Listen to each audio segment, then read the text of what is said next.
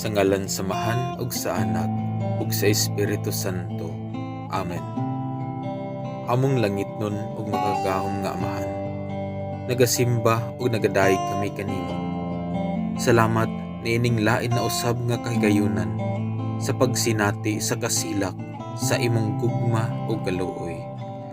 Amahan, pasaylua kami sa among padayong pagpakiyas sa imong mga balaang sugo. Bisan pa sa among pagkadili angayan sa pagsangpit sa imong ngalan, ania kami mapaubsanon nga biduol kanimo, tungod kay ikaw lamang ang makahatag sa among panginahanglan. Amahan, tabangi kami nga magasunod sa mga ehemplo sa imong langitnong anak.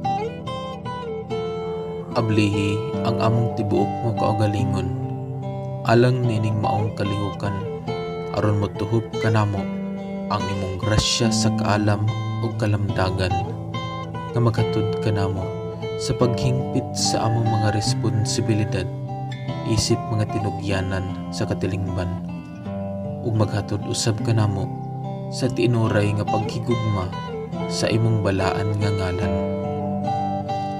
Sa among pagpadayon sa pagsinati sa mga adlaw sa among pagkinabuhi ug pagserbisyo, hinaot nga anaa ka sa kanunay, magauban hangtod sa takna sa kahingpitan sa tanan, tungod ug alang sa imong balaan nga ngalan.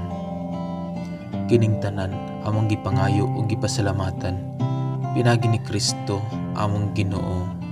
Amen. Sa ngalan samahan ug sa Anak ug sa Espiritu Santo. Amen.